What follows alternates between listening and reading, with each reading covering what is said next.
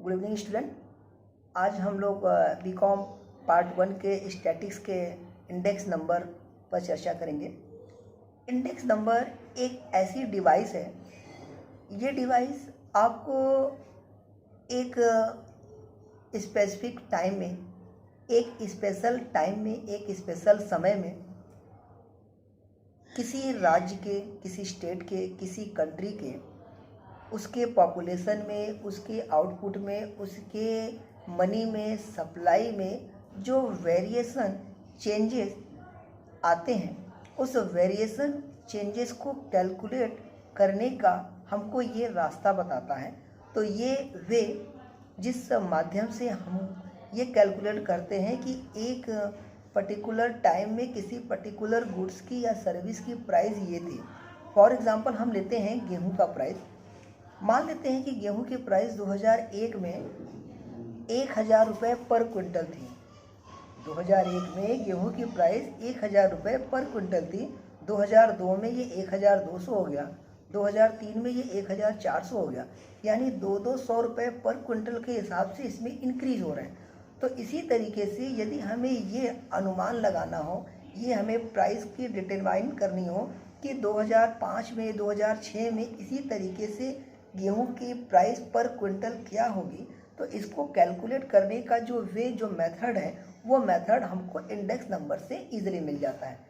Index number का एक definition है, इसकी एक मीनिंग है। देख लीजिए डेफिनेशन, इसमें अलग अलग लोगों ने अलग अलग तरीके से दिया हुआ है। ये आप लोगों को मैंने इंडिविजुअल क्लासरूम में पहले ही इसको डिस्कस कर दिया था। यहाँ पर हम उसके कुछ इम्पोर्टेंस पॉइंट्स को डिस्कस करेंगे। इंडेक्स नंबर को किस तरीके से कैलकुलेट किया जाएगा, कौन कौन से पॉइंट्स को, कौन कौन से फार्मूलेज को यूज़ करके हम लोग इंडेक्स नंबर निकालेंगे, यहाँ हम इसके बारे में आपको डिस्कस करेंगे। तो सबसे पहले हम लोग इसकी मीनिंग पर चर्चा करते हैं। An index number is a statical device for measuring changes in the magnitude of a group of related variables. यहाँ ध्यान दीजिएगा, रिलेटेड वेरिएबल्स के बारे में कहा गया है। यानी अगर गेहूं के बारे में हम लोग चर्चा कर रहे हैं तो हम गेहूं की कंपैरिजन, गेहूं के ही कंपैरिजन में उसको हम लोग करेंगे। हाँ, साल इसको बदल सकते हैं, जैसे 2001 के 2, 3, 4 इसी तरीके से। तो वो जो चेंजेस, वो जो वेरिएबल्स हमको निकालने होंगे, वो गेहूं का निकालेंगे। यानी अगर से हम 2001 में गेहूं की प्राइस निकाल रहे हैं तो 2002 में हमको चावल की प्राइस का कैलकुलेशन गेहूं के प्राइस से हमें नहीं निकालना होगा। वहाँ पर ये जो है इंडेक्स नंबर ये फेल कर जाएगा, यहाँ पर यह फेल्योर हो जाएगा। तो एक चीज़ ध्यान रखिएगा, रिलेटेड वेरिएबल्स के बारे में यहाँ पर बताया गया है। ठीक है, तो ये डेफिनेशन हो गया। An index number is a statical device for measuring changes in the magnitude of a group of related variables. ठीक, यानी ये एक मैग्नीट्यूड है जो एक इंडिकेट करता है, एक आपको टाइम बताता है, एक आपकी फिक्स्ड एप्रोप्रिएट वे है, मेथड है, जिससे आप एक ही तरीके की गुड्स में, सर्विसेज में, एक जियोग्राफिकल बाउंड्रीज में उसकी क्या पॉपुलेशन में इंक्रीज या डिक्रीज हुई है, उसकी सप्लाई में क्या इंक्रीज या डिक्रीज हुआ, उसकी मनी में क्या इंक्रीज या डिक्रीज हुआ, इन सब तरीकों को आप निकालने का तरीका आपको इंडेक्स नंबर से ही मिलता है। अब हम लोग देखते हैं कि इंडेक्स नंबर की क्या क्या कैरेक्टरिस्टिक्स हैं, इंडेक्स नंबर के फीचर्स क्या क्या है। सबसे पहला इसमें पॉइंट है कि index numbers are specialised average. यानी यह जो है एक स्पेशलाइज्ड एवरेज है, यानी एक स्पेशल एवरेज है। इसके थ्रू जो निकाले गए डिटेल्स, जो इंफॉर्मेशंस होते हैं, वो स्पेशल कैटेगरीज के होते हैं। दूसरा पॉइंट इसका है कि index numbers are express in percentage. यानी इंडेक्स नंबर की जो वैल्यू आपको निकल के सामने आपके आएंगे, उसके जो रिजल्ट यानी उसके जो आउटकम्स हैं, that outcomes in the form of percentage, वो जो परसेंटेज के फॉर्म में जो उसकी वैल्यू आपके सामने प्रेजेंट होगी, वो परसेंटेज के रूप में होगी। दूसरी चीज़ है, third point, index number measure the effect of changes in relation to time और प्लेसेस। यानी इंडेक्स नंबर में हम इस बात का आकलन, अनुमान, डिटर्मिनेशन करते हैं कि जो भी प्राइस में, प्रोडक्शन में, सप्लाई में, डिमांड में जो भी परिवर्तन हुए हैं वे परिवर्तन टाइम गैप, टाइम इंटरवल के कारण हुए हैं। जैसा कि अभी मैंने आप लोगों को एग्जांपल बताया 2001, 2, 3, 4 की प्राइस। अब 2001 से 2002 में, 2002 से 2003 में, इन सभी में एक एक वर्षों के 1 ईयर्स के क्लास इंटरवल हैं, यानी एक एक साल के वेरिएबल्स हैं, एक एक वर्ष के गैप है। तो index number measure the effect of change in relation to time और प्लेस, यानी इंडेक्स नंबर के जो भी आपके यूज़ करने के जो भी सारे एलिमेंट्स हैं वो एलिमेंट्स आपको किस के लिए हेल्प प्रोवाइड करते हैं?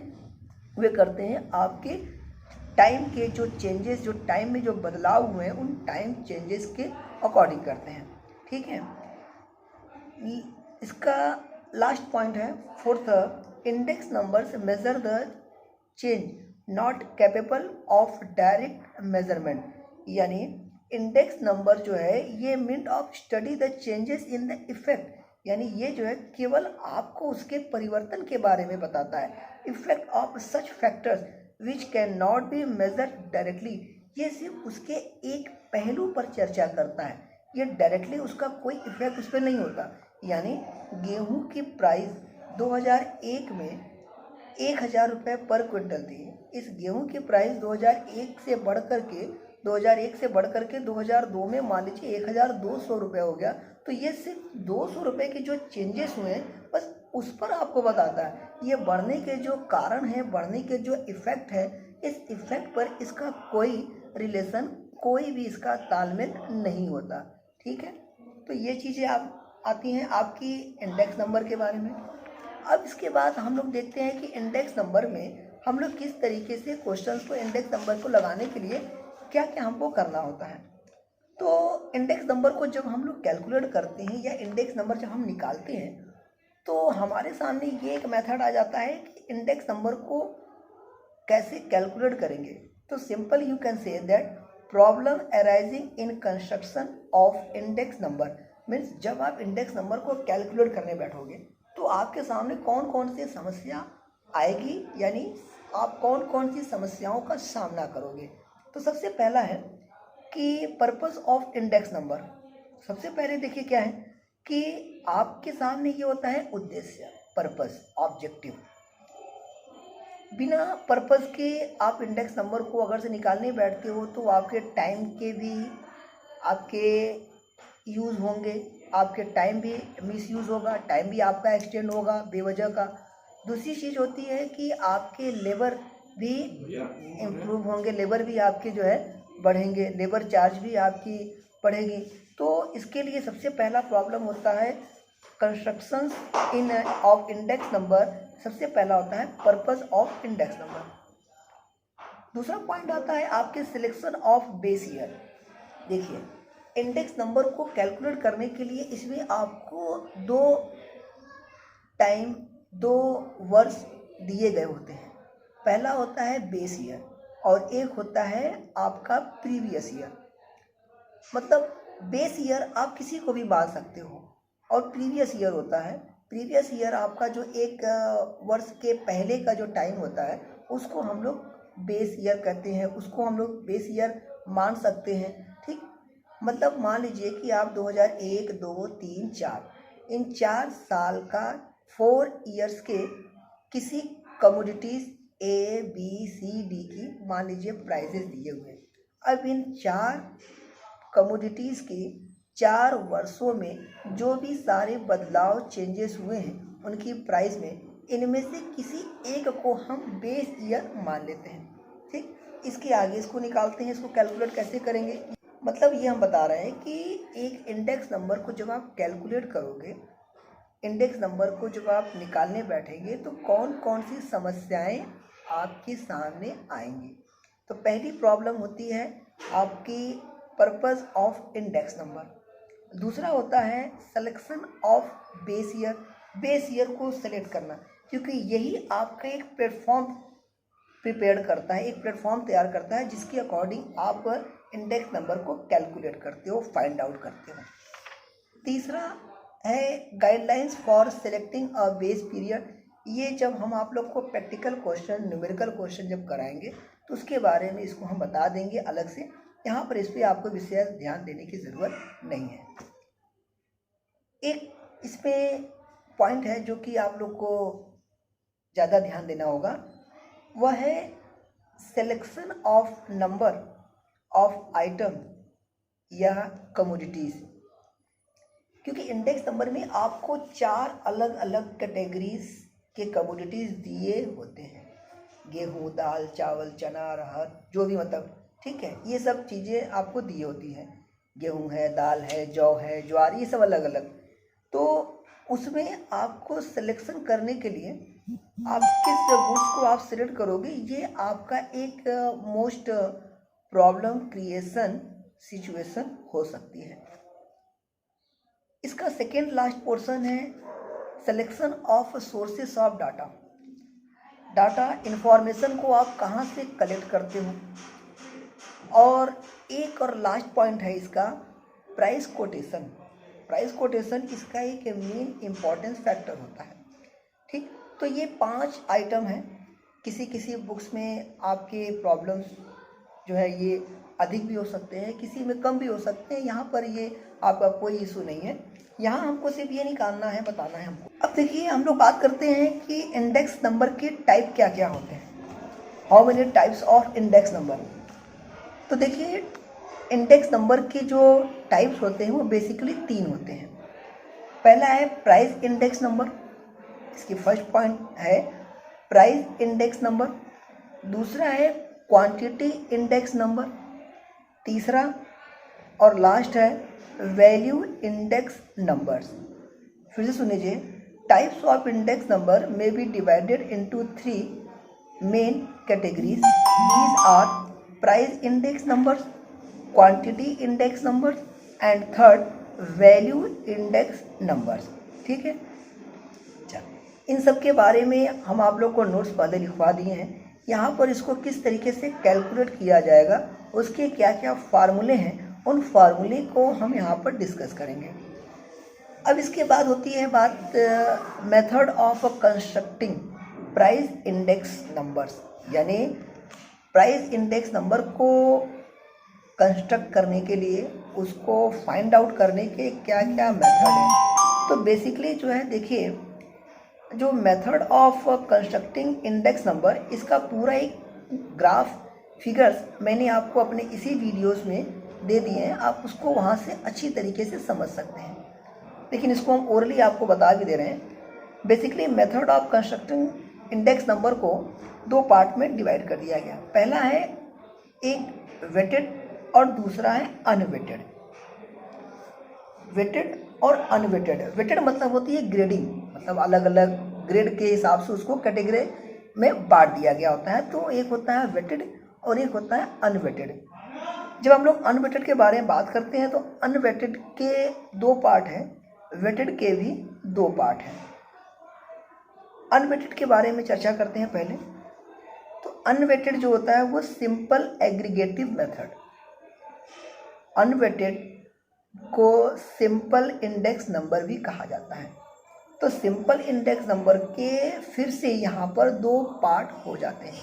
एक पार्ट होता है सिंपल एग्रीगेटिव मेथड, दूसरा हो जाता है simple average of price relative method. उसी तरीके से वेटेड इंडेक्स नंबर को अगर से हम बांटें तो वेटेड इंडेक्स नंबर को भी 2 पार्ट में डिवाइड किया जा सकता है। एक है वेटेड एग्रीगेटिव मेथड और सेकेंड है weighted average of price relative method. तो इस तरीके से इंडेक्स नंबर के आपके 2 पार्ट हो गए। अब हम लोग इसमें चर्चा करते क्या क्या है, हम लोग इसमें क्या क्या चीज़ निकालते हैं, कैसे इसको कैलकुलेट करते हैं, ये देखना है।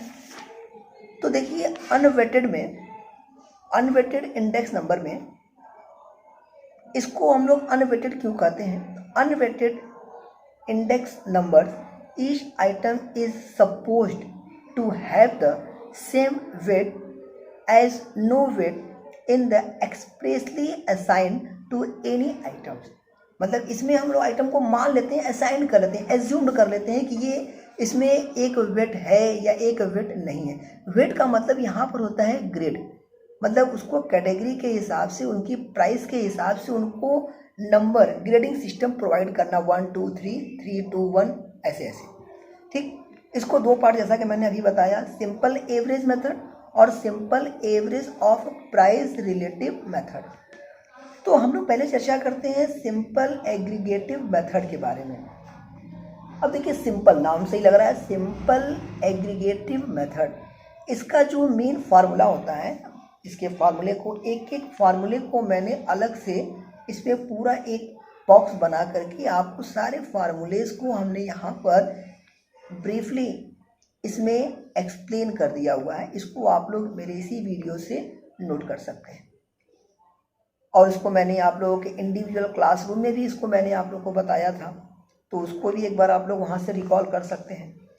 तो इसमें देखिए, इसको हम लोग डिनोट करते हैं P से, तो यानी P01 is equal to summation P1 upon summation P0 into 100।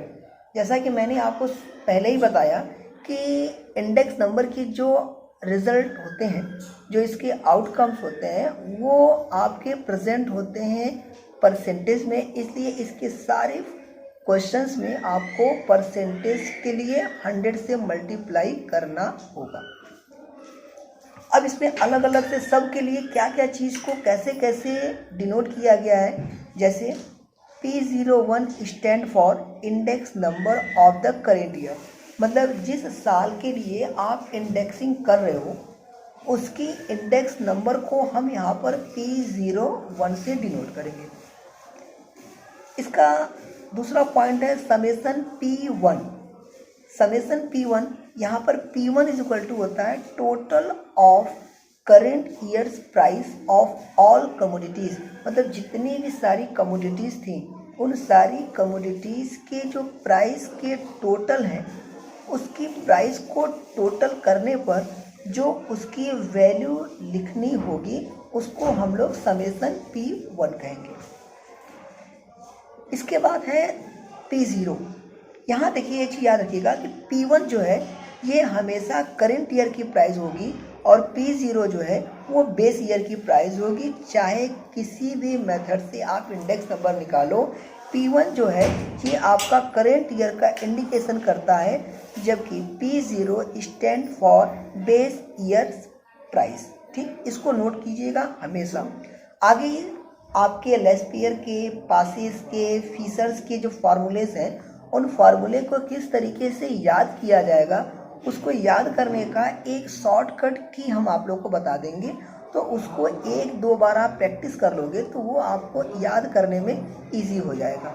ठीक है, उसको आप किसी तरीके से कैलकुलेट कर सकते हो।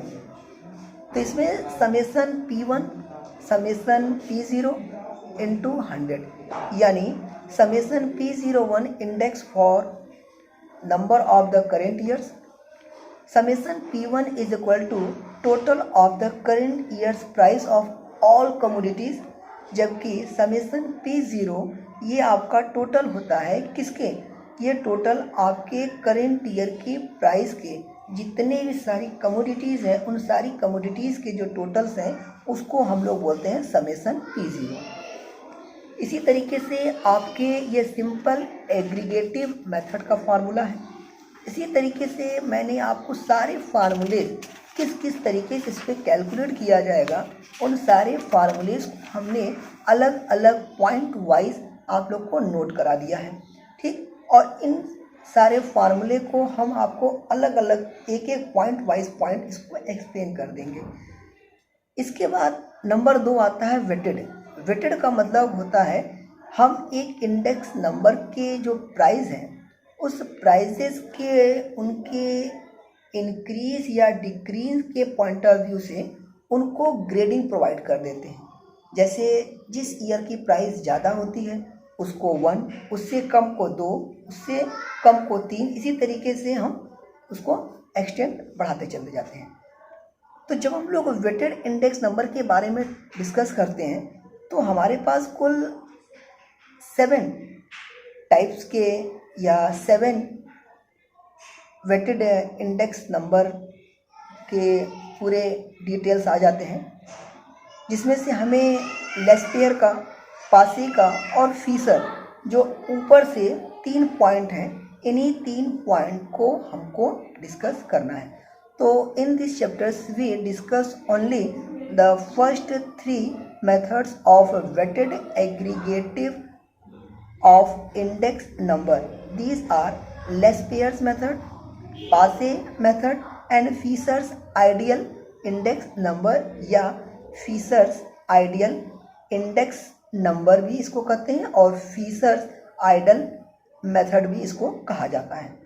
अब इसमें कौन कौन सी वैल्यू को पुटअप करेंगे, इसमें भी आपका देखिए लेस्पियर के फार्मूले को निकालने के लिए इसमें हम लोग समेसन P1 और Q0 upon summation P0 Q0, इसको याद करने के लिए आप लोग 11 10 10 10, फिर सुन लीजिए 11 10 10 10, 11 मतलब P1, 10 मतलब Q0, 10 10 10 मतलब P0 और 10 मतलब Q0।